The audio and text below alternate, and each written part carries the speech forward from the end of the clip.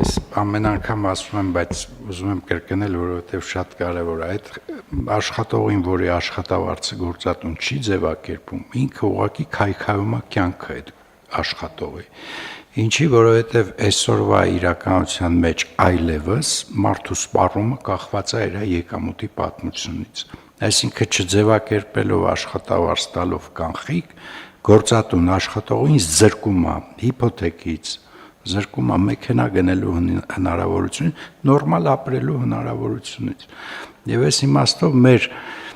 քաղաքացիները, ովքեր որ ձևակերպված չեն, բայց աշխատում են, պիտի իմանան, որ իրանք խապված են եւ այսօրվա չձևակերպված եկամուտը վաղը իրանք կյանքը սարքելու է շատ ավելի անորակ, քան իրանք կարող են ունենալ։ Ներառյալ